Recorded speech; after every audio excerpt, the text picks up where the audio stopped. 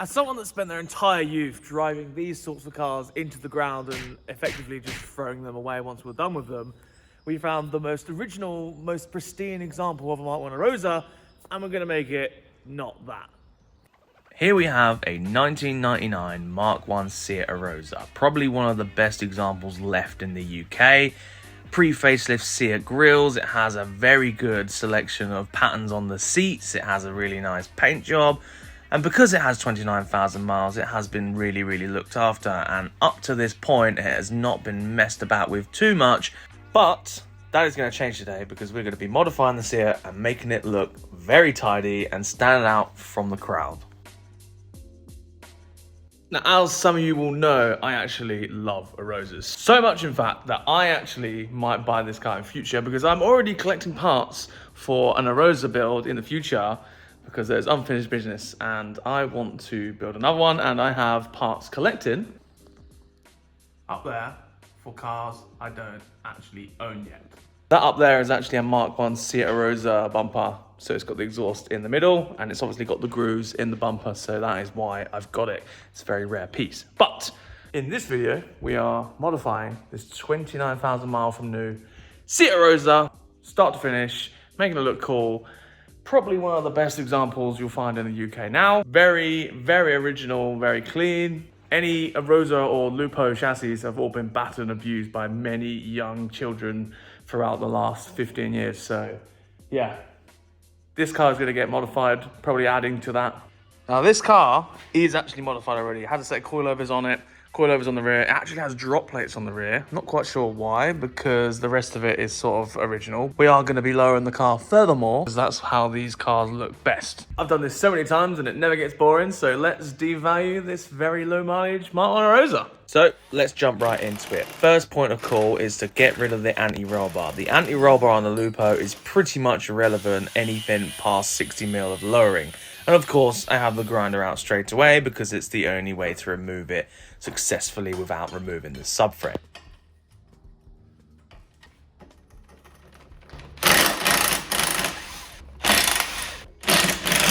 The next modification that I do like to do on these little Seats is remove the control arms and replace them with Polo 6N2 GTI control arms.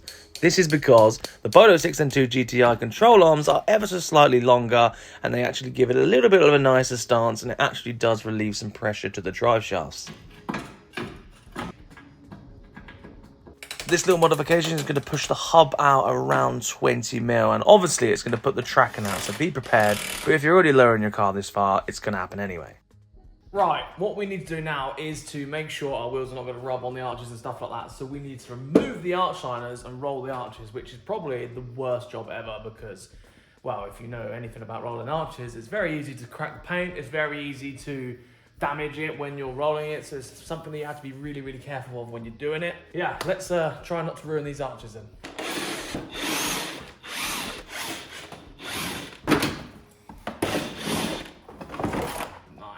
Arch liner removed. One thing we have to do before we carry on is cut these tabs off. So if we cut along the line here and along the line here, just so it's continuously straight, because obviously these tabs are going to be in the way and they can catch the wheel. And there's also little pieces on the backside. So if you hammer those in, you're going to get an inside out dent there. So that's not very good.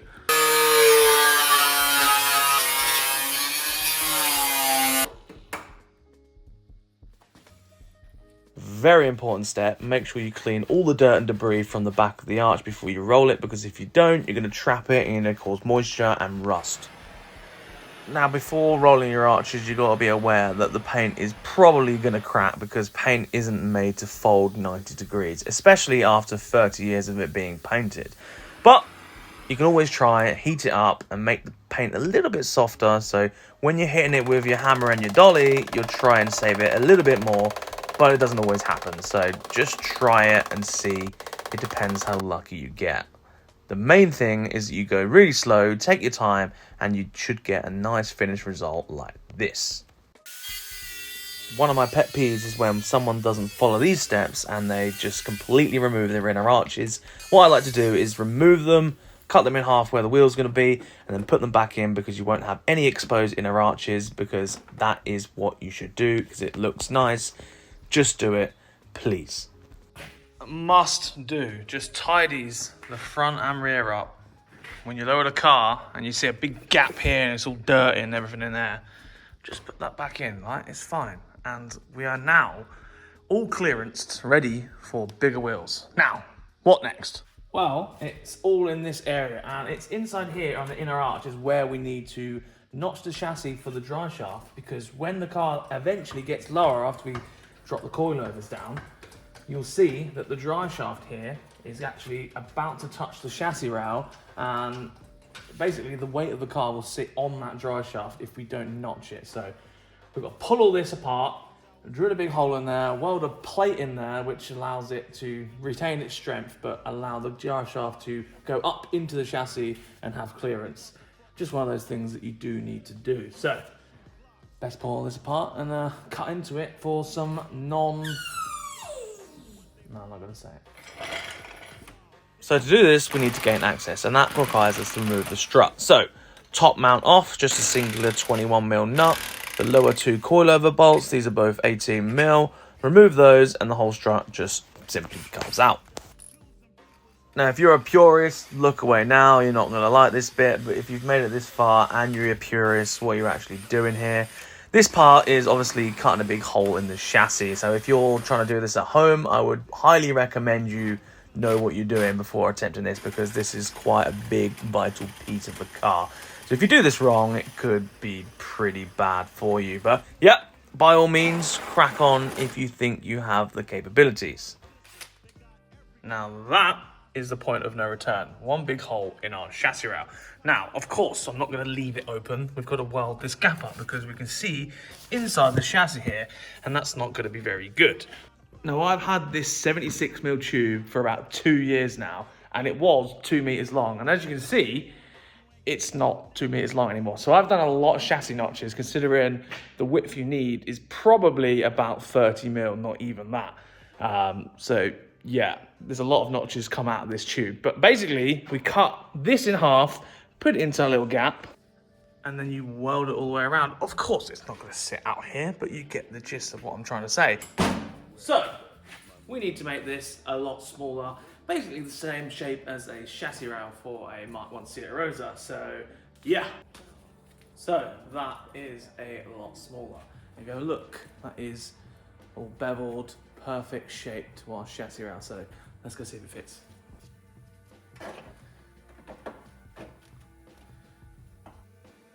Nice. Get that fitting nicely all the way around there. Same shape as the chassis rail. Now time to weld it in.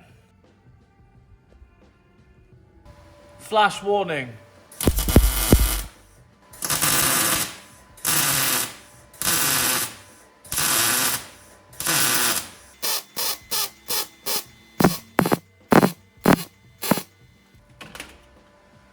Woo! See that? That is hot, but welded nicely. Now to do the inside. When I say the inside, I mean the inside of the chassis rail. A lot of people seem to just forget that this piece exists, because 9 times out of 10, it's very, very hard to access, and welding upside down in the tiniest little crease is really, really awkward. So yeah, a lot of people won't weld the inside, but it is still something that you do need to do.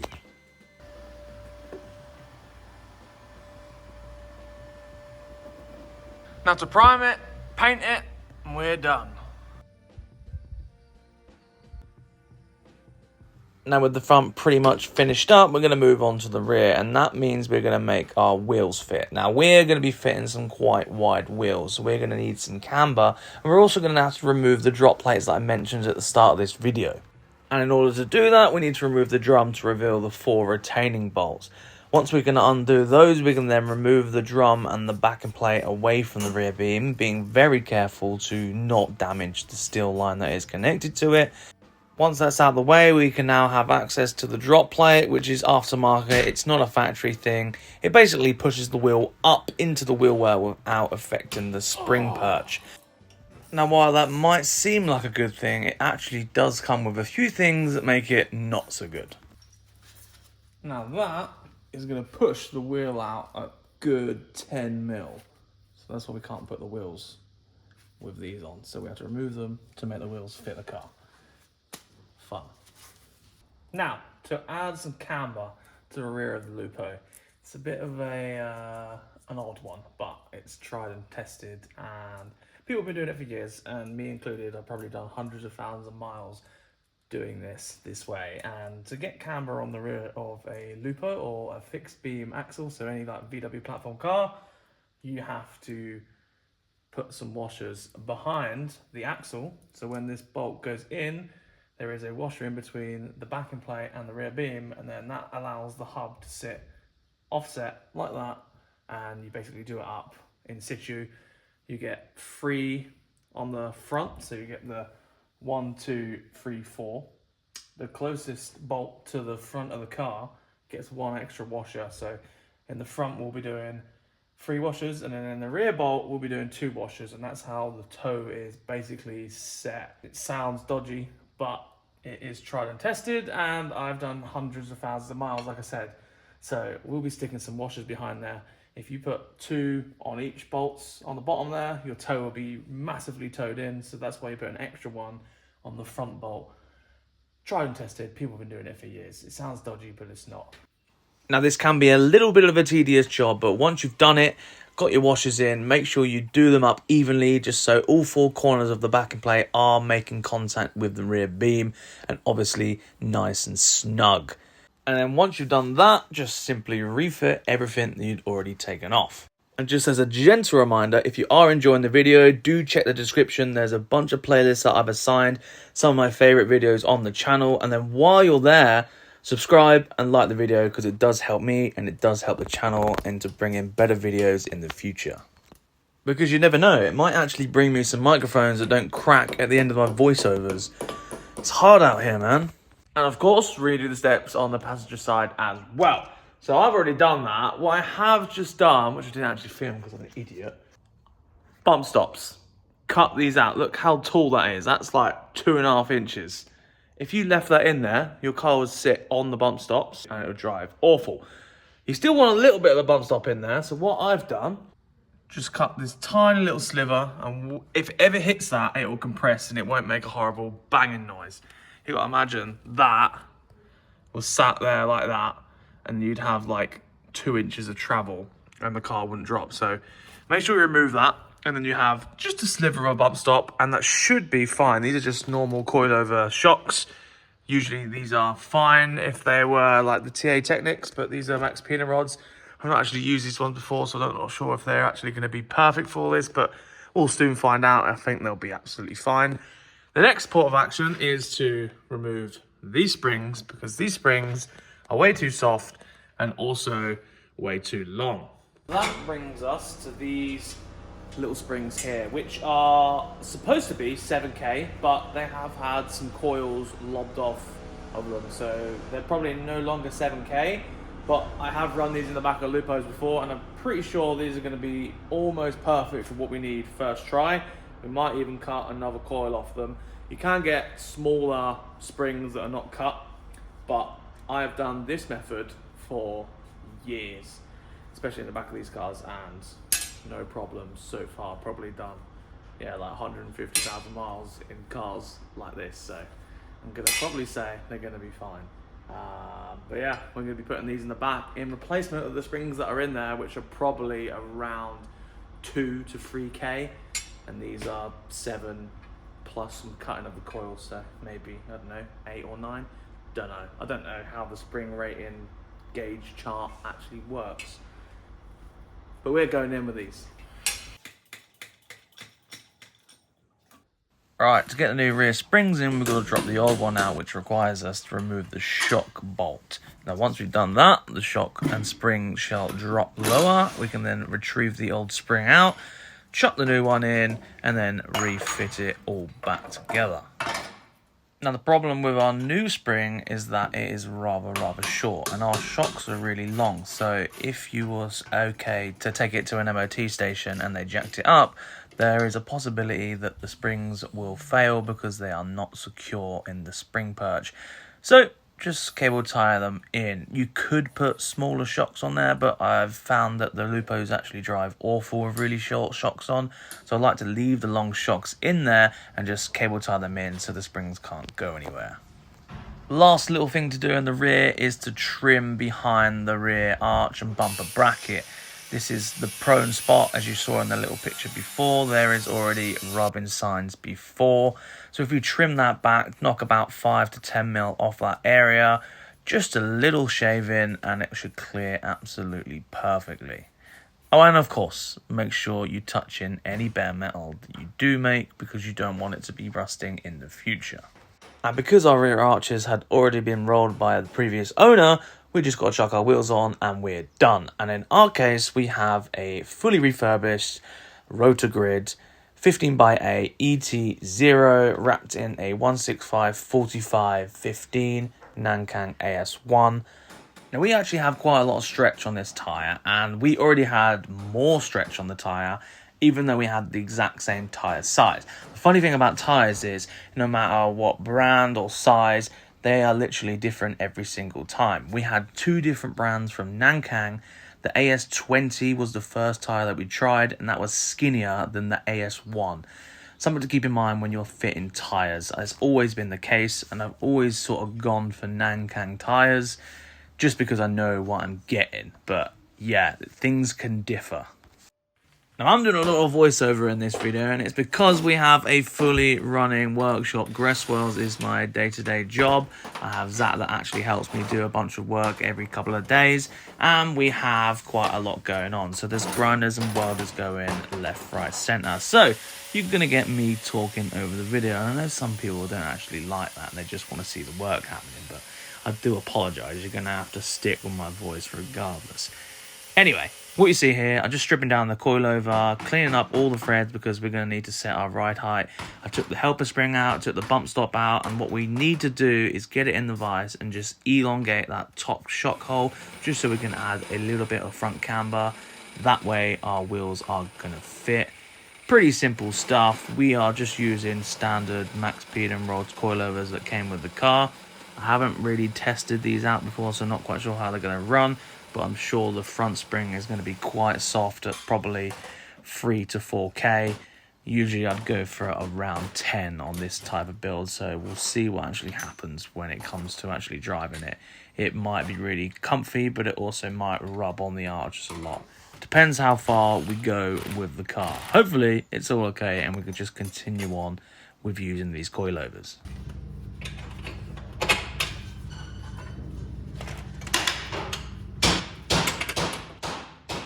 So, strap back in, 2 lower bolts are in there. If you press on the top of the disc, you'll imitate where the wheel's going to sit, and that's how you add the camber, and it'll basically want you to do the 2 lower bolts up there, and then that is your camber set. This is going to knock the track out miles, but it's all going to get done afterwards anyway.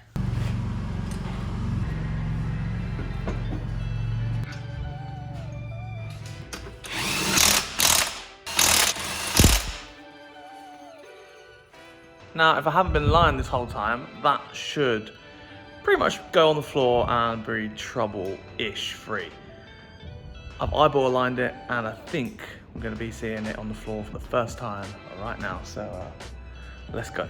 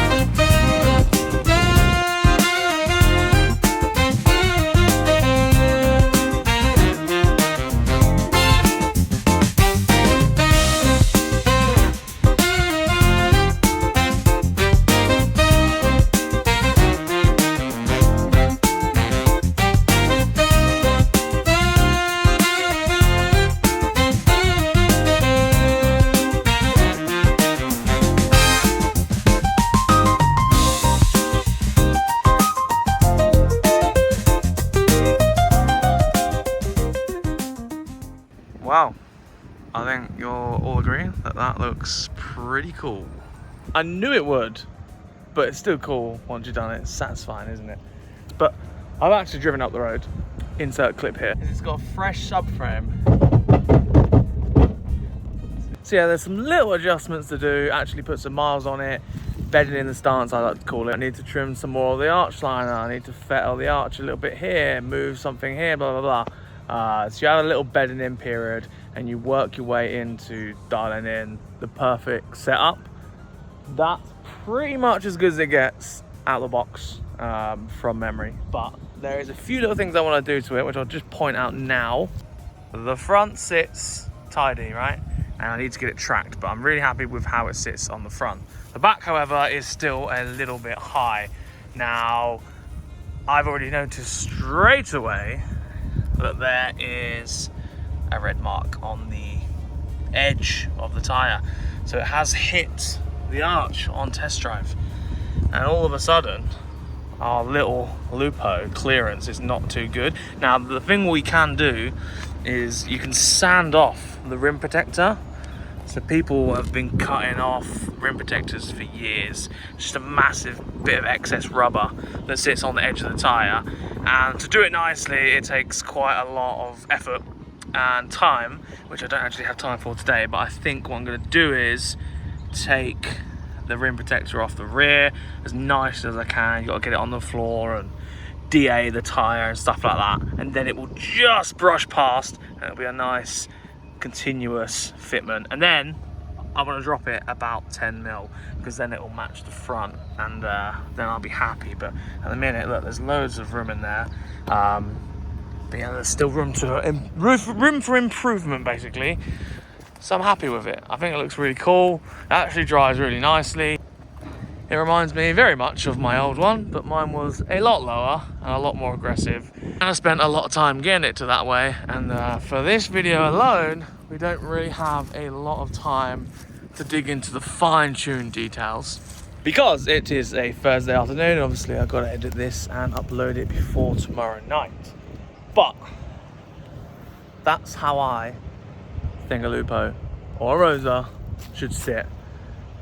And it actually is very, very usable.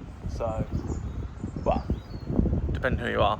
I could use it all the time, but for a lot of other people, it is still very low. I mean, the subframe's probably like 25 mil off the floor. It's really low, technically. I'll show you the subframe. There you go. There's still a lot of clearance underneath there. But, yeah, it needs a little bit of adjustment. You can see where it's already hit the floor. That will happen quite a lot until it's worn away, and then you reinforce it with 4 or 5 mil steel, and then you can hit it all day long without a care in the world. So this is actually owned by my friend Josh, and obviously he has supplied some center caps for the little Arosa. So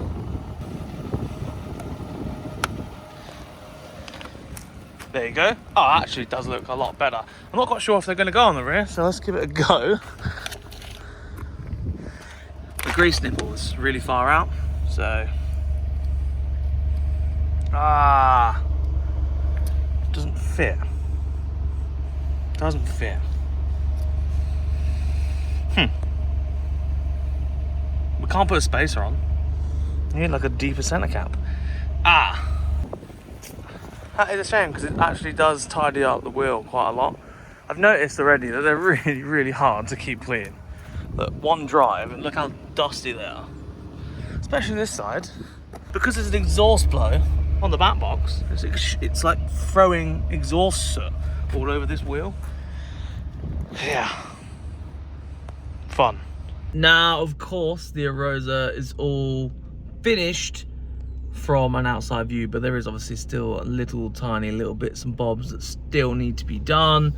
Just finalize a lot of things, which doesn't make sense to make another video just for those little bits, because I know a lot of you will comment about it saying, oh, we will watch anything that you put up, but it isn't the case. Usually sometimes you'll put whatever you like up and it doesn't work. So, but as of today, there will be a link in the description where you can join to be a member of the channel. Basically, there's a couple of tiers on there. I've set it up. I think it's gonna work. I'm not quite sure if I've set it up correctly, but there should be a members only tab where it's effectively what people use as a substitution to Patreon.